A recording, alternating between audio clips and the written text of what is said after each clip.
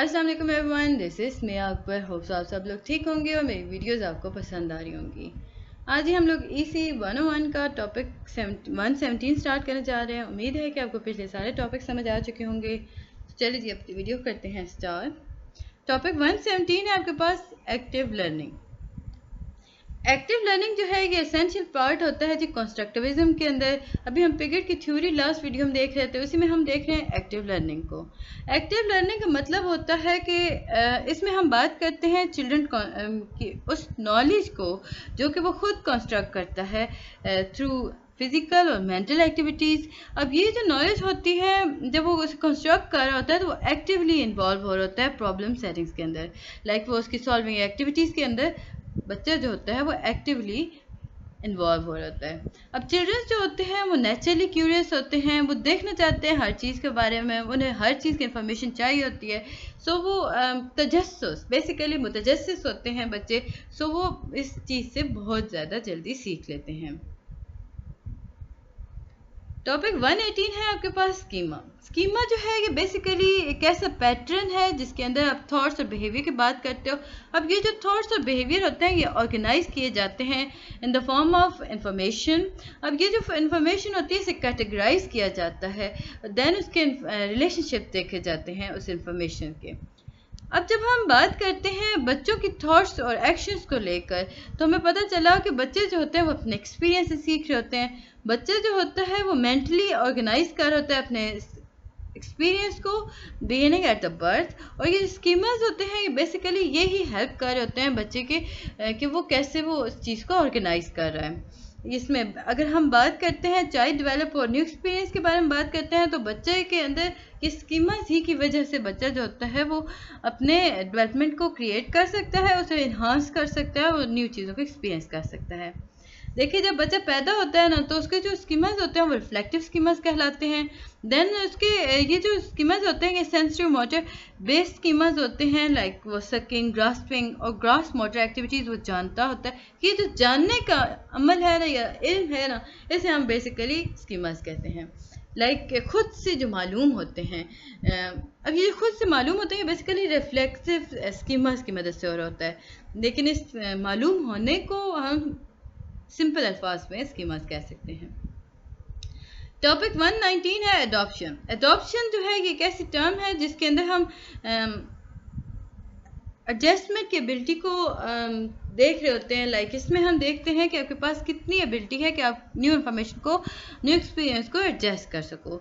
Learning जो होता है अगर हम लर्निंग के बिहाफ पे देखें तो हमें पता चलेगा कि एडॉप्टिंग या एडॉप्शन जो है वो काफ़ी एसेंशली वर्क कर रहा होता है। उसमें आप कॉन्स्टेंटली चेंज कर रहे होते हो एनवायरनमेंट को।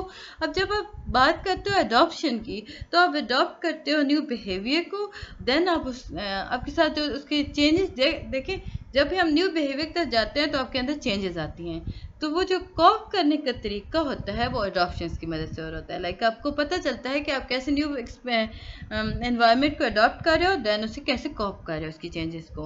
अब जो एडॉप्टिव प्रोसेस होता है ये ऑपरेट करता है कोग्निटिव लेवल पर। लाइक उसमें फिजिकल लेवल हम देख रहे होते हैं। न्यू बॉर्न की जो इंटेलिजेंस होती है वो एक्सप्रेस करता है वो रिफ्लेक्सिव मोटर एक्शंस की तरफ, लाइक इसमें sucking, grasping, head turning, swelling आ रहा होता है। टॉपिक 120 है आपके पास assimilation. Assimilation basically sensory data के बारे में बात करता है। अब ये जो सेंसरी डेटा होता है एक्सपीरियंस और इम्प्रेशंस की मदद से आपको हासिल होता है। लाइक इसमें आप एग्जिस्टिंग नॉलेज के अंदर ऐड करते हो, इनकॉर्पोरेट करते हो न्यू इन्फॉर्मेशन को। एडॉप्शन उसमें हम कोप कर रहे होते हैं न्यू इन्फॉर्मेशन को, यानी उसके चैलेंजेस को। एसिमुलेशन के अंदर हम याद रखिएगा इसका ये डिफरेंस। एसिमुलेशन के अंदर हम क्या करते हैं, हम एग्जिस्टिंग नॉलेज के अंदर नई इन्फॉर्मेशन को इनकॉर्पोरेट करते हैं, यानी मिक्स कर रहे होते हैं इसमें। देन आपके पास आता है एकोमोडेशन। एकोमोडेशन एक ऐसा प्रोसेस है जिसके अंदर आप अपने थिंकिंग के प्रोसेस को चेंज करते हो। बीइंग अ चाइल्ड अगर आप बात करते हो कि चिल्ड्रन जो होते हैं वो अपने चेंजेस लाते हैं सोचने के अमल में, अपने बिहेवियर में, अपने बिलीविंग प्रोसेस के अंदर। अकोमोडेशन जो होती है इसमें आप क्या करते हो, ये ओल्ड मेथड टू एडजस्ट, मतलब आप इसमें भी बेसिकली अकोमोडेशन के अंदर आप बेसिकली बात कर रहे होते हो एसिमुलेशन की।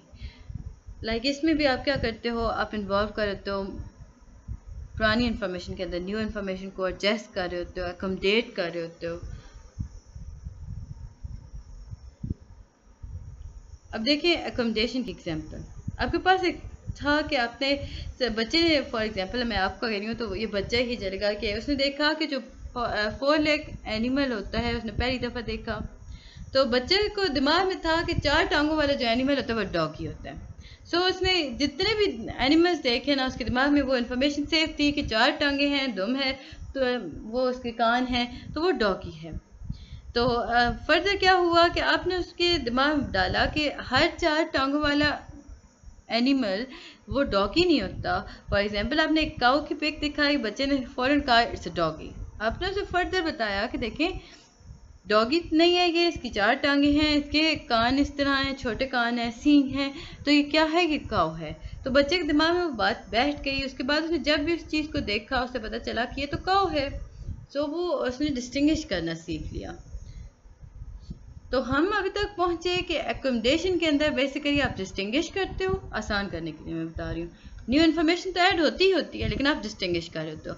एसिमुलेशन के अंदर आप इनकॉर्पोरेट कर रहे होते हो न्यू इन्फॉर्मेशन को। देन आपके पास एक और आपके पास था एसिमुलेशन के पहले था एडॉप्शन। एडॉप्शन में आप क्या करते हो, आप नई चेंजेस को अचीव करते हो, उन्हें अडॉप्ट करते हो और उनके अंदर उनकी जो चेंजेस होती हैं उन्हें आप कॉप कर रहे होते हो, यानी उन पर वर्क करते हो। टॉपिक 122 है एक्विलिब्रियम। एक्विलिब्रियम जो है बेसिकली ये एक बैलेंस, देखें बैलेंस के बारे में बात करता है। अब ये बैलेंस क्रिएट करता है किसके दरमियान, अकोमोडेशन और एसिमुलेशन के दरमियान। बच्चा जो होता है सबसे पहले वो एसिमुलेट कर रहा होता है, डेटा को देख रहा होता है, न्यू डेटा को फिट कर रहा होता है अपने एग्जिस्टिंग नॉलेज के अंदर। जब आप इस बारे में बात करते हो तो एक्विलिब्रियम यहाँ पे स्टार्ट हो जाता है। अब बच्चा जो है उसने न्यू इन्फॉर्मेशन को सेव तो किया, लेकिन वो डिस्टिंग्विश नहीं कर सक रहा था।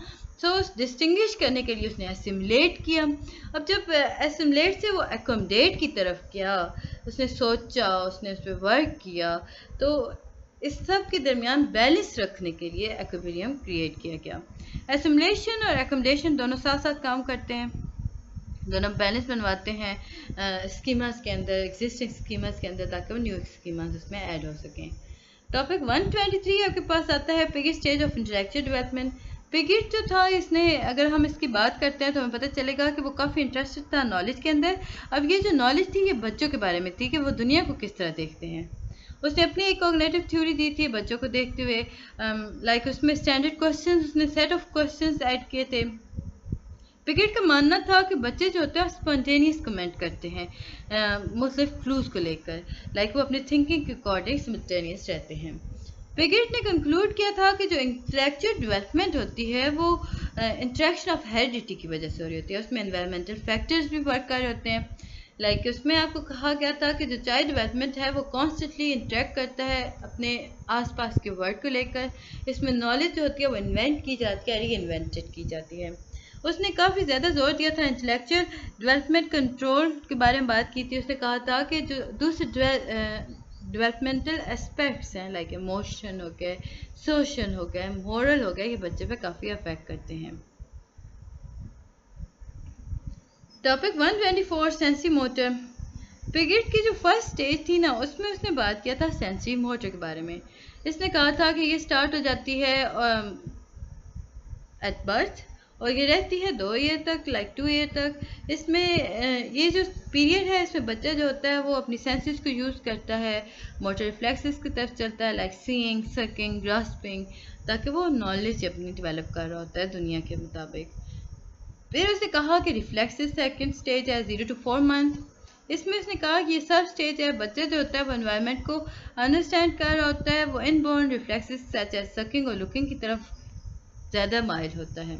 Primary circular reaction 1 to 4 month. अब ये जो सब स्टेज है इसके अंदर उसने बात की कि सेंसेशन और न्यू स्कीमास कोऑर्डिनेट कर होते हैं। बच्चा जो होता है वो सक कर होता है और वो अपने थंब को, लाइक आप यहाँ पे उसने एक एक्सपेरिमेंट किया था कि गलती से उसका थंब जो है वो टच होता है कहीं भी जाके, उसे महसूस हुआ, उसने दोबारा से वो बात की, वो रिपीट करता है अपने एक्शंस को।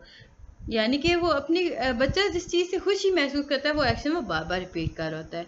Secondary circular action 4 to 8 month, ये वो सब स्टेज है जिसके अंदर बच्चा जो होता है वो फोकस करता है दुनिया की तरफ, वो इंटेंशनली रिपीट कर होता है अपने एक्शन ताकि वो रिस्पॉन्स ऑफ एनवायरनमेंट को ट्रिगर कर सके। Coordination of reaction 8 to 4 month, इस स्टेज के अंदर बच्चा जो होता है वो क्लियरली इंटेंशन एक्शन की तरफ आ जाता है, इंटेंशनल एक्शंस की तरफ होता है।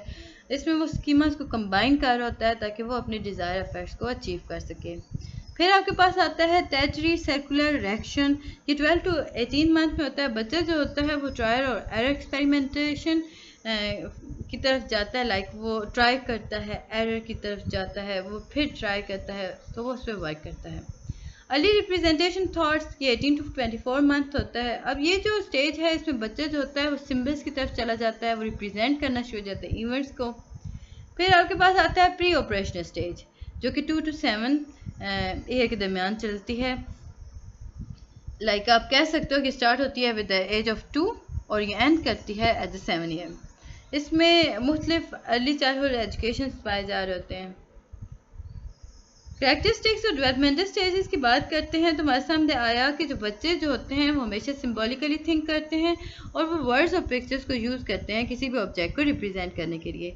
अब बच्चे जो स्टेज पे होता है वो ईगोसेंट्रिक होता है, वो स्ट्रगल करता है मुख्तलिफ चीज़ों को देखकर, उसमें पर्सपेक्टिव दूसरों को देखता है।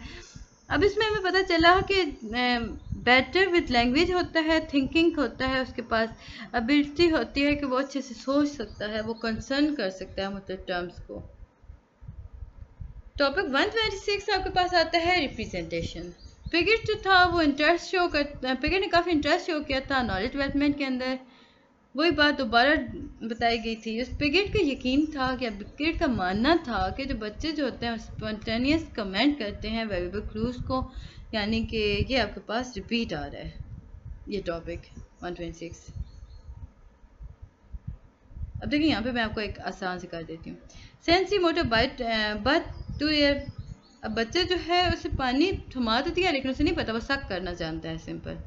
Pre operation stage 2 to 7 year, अब बच्चा सोच रहा है पानी के बारे में।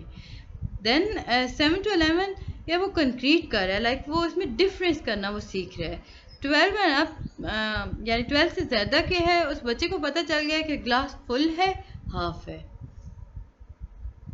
Topic 127 conservation. कंजर्वेशन जो है कि लॉजिकल थिंकिंग के बारे में बात करते हैं। इसमें इंसान जो होता है वो डिटरमिन करता है, मुख्तलिफ क्वांटिटी के बारे में बात करता है, उसमें वो container like shape, apparatus, size, इन सारी चीज़ों के बारे में वो बात कर रहा होता है। अब ये सारी चीज़ें बताई किसने थी?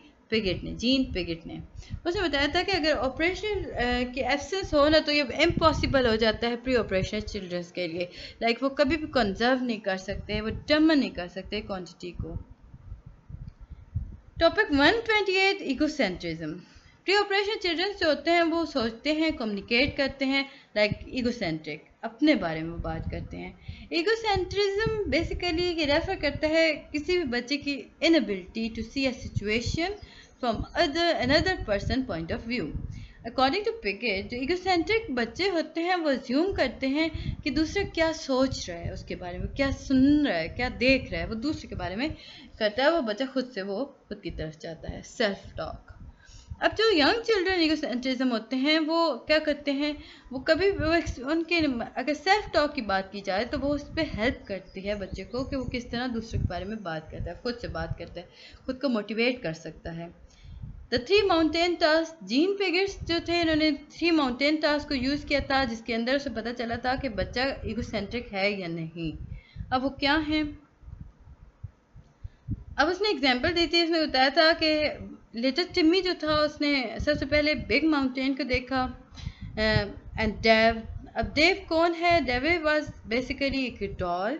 अब उसने क्या किया कि इसने 3 माउंटेन्स लगाए। तो लिटिल टिम्मी ने सबसे पहले बिग माउंटेन को देखा, लेकिन वो सोच रहा था कि जो डॉल है यानी जो डेव है वो भी बिग माउंटेन को ही देखेगी उसके अपने पॉइंट ऑफ व्यू से। जब उसे पूछा गया ना, उसे बताया गया, उसके सामने 3 टेबल पे माउंटेन्स रखे गए थे। उसे कहा गया था कि जी बताओ कि आप डॉल क्या देख रहे हो। और उसने सबसे पहले देखा कि बड़ा माउंटेन है। उसने फ़ौरन से कहा कि बिग माउंटेन को मैंने देखा है। पूछे कि डॉल क्या देखती है, उसने कहा डॉल ने भी यही चीज़ देखी है।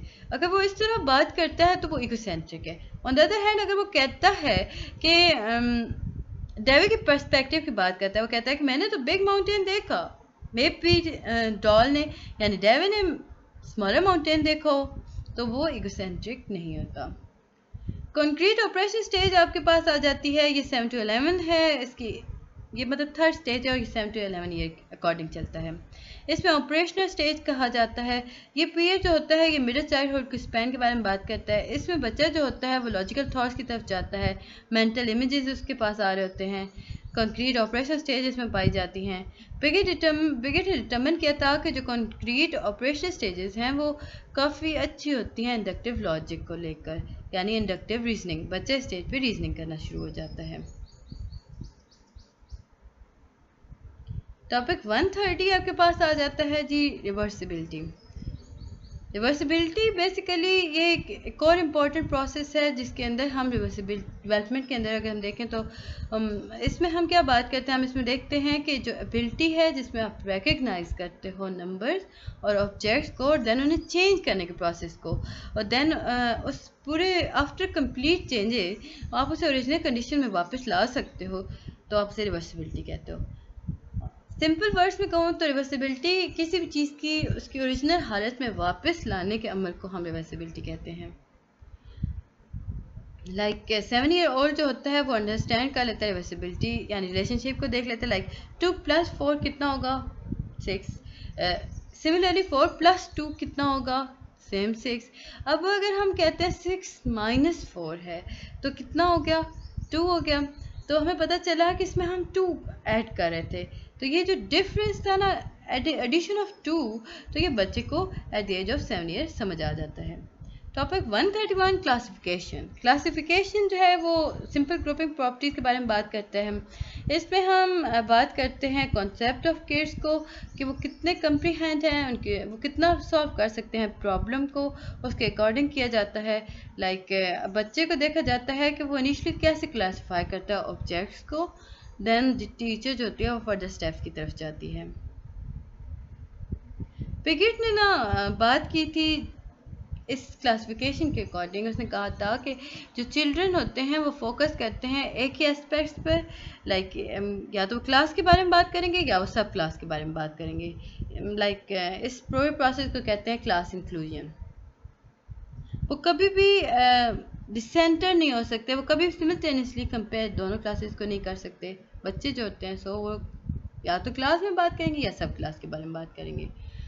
टॉपिक 132, उम्मीद है कि आपको यहाँ तक समझ आया होगा। काइंडली मेरे चैनल को लाइक और सब्सक्राइब जरूर कर दीजिएगा। वीडियो पसंद आती है कमेंट करें, नहीं समझ आती तो मुझसे पता कर लें, और अपने दोस्तों के साथ भी मेरे चैनल को शेयर किया करें ताकि वो भी इससे मुस्तफ़ीद हो सकें। और सब्सक्रिप्शन तो मस्ट करनी है। सीरिएशन, अब सीरिएशन बेसिकली सीरियल वाइज आप करते हो। इसमें आप क्या करते हो, ये अकॉर्डिंग टू 7 to 12 ईयर बच्चों के दरमियान बात की जाती है। इसमें क्या करते हैं, वो लॉजिक और रीजनिंग की बात करते हैं। कोग्निटिव ऑपरेशन और होता है, लाइक लॉजिकल ऑर्डर और होता है, सीरियल वाइज चल रहा होता है, सीरिएशंस और होते हैं। पिगेट ने टेस्ट किया था चिल्ड्रन सीरिएशंस को by showing that they could arrange sticks और डिफरेंट लेंथ। अब उसने क्या किया, बच्चों को मुख्तलिफ लेंथ की स्टिक्स दी और उन्होंने कहा कि आप इसे अरेंज करो। अब बच्चा जो था वो अकॉर्डिंग टू दैट कि उसने स्मॉल से बिग की तरफ किया, सो वो उसने अरेंज कर लिया। तो उससे पिगेट को अंदाज़ा हुआ कि जो सीरिएशंस होती हैं बेसिकली ये डील करती हैं with the size, weight and magnitude, और बच्चा इस स्टेज पे आके ये इन सारी चीज़ों के अंदर डिफरेंस कर सकता है। टॉपिक 133 है formal operation stage. Formal operation stage जो होती है ये फोर्थ और फाइनल स्टेज होती है पिगेट थ्योरी की। इसमें हम बात करते हैं, ये स्टार्ट होती है approximately at the age of 12 और ये लास्ट करती है इनटू अडल्टहुड। अब अडल्ट की बात करते हैं तो वो जब इस स्टेज पे इंटर कर लेते हैं वो उनके पास एबिलिटी आ जाती है, वो एब्स्ट्रैक्ट मैनर पे सोचना शुरू कर देते हैं, मैनिपुलेट करना शुरू कर देते हैं आइडियाज़ को अपने दिमाग के अंदर। वो dependent without any dependence on concrete manipulation, ये यूज़ करते हैं लॉजिक ताकि वो प्रोड्यूस कर सकें क्रिएटिव सॉल्यूशंस टू प्रॉब्लम। फिर आपके पास आता है एब्स्ट्रैक्शन ऑफ आइडिया। ये एक और एक्सपेरिमेंट होता है, इसमें एक्सपेरिमेंट किया गया था फॉर्मल ऑपरेशन थॉट्स के बारे में। पिगेट्स ने बच्चे को चिल्ड्रंस को इमेजिन कराया था कि वो आंखें बंद करके ये वो क्या सोच सकते हैं, क्या देख सकते हैं। अब यंगर बच्चे जो थे उन्होंने इमेजिन किया अपने थर्ड आई को, लाइक उन्होंने कहा कि उनके फोरहेड के दरमियान थर्ड आई है। लेकिन जो ओल्डर चिल्ड्रन थे उन्होंने बताया कि देखिए जी, थर्ड आई का मतलब होता है कि आप क्रिएट कर सकते हो किस तरह आइडियाज़ को। एब्स्ट्रैक्ट थॉट बेसिकली इसमें बच्चा जो होता है वो कॉन्क्रीटली थॉट की तरफ जाता है, वो अर्ली स्टेजेस की तरफ स्पेसिफिकली वर्क कर रहा होता है। इसमें जो एबिलिटी होती है सोचने की वो एब्स्ट्रैक्ट कॉन्सेप्ट्स की तरफ जाती है, लाइक इसमें आप फॉर्मूला ऑपरेशन ऑफ स्टेजेस की तरफ बढ़ रहे होते हो। बच्चा इसमें रिलाई करता है सॉलिडली अपने प्रीवियस एक्सपीरियंस को देखकर, वो खुद को सोच रहा होता है, वो अपने एक्शंस पे वर्क कर रहा होता है। तो ये था जी टॉपिक 133। उम्मीद है कि आपको समझ और पसंद आया होगा। मिलते हैं नेक्स्ट वीडियो में, तब तक के लिए अल्लाह हाफिज़।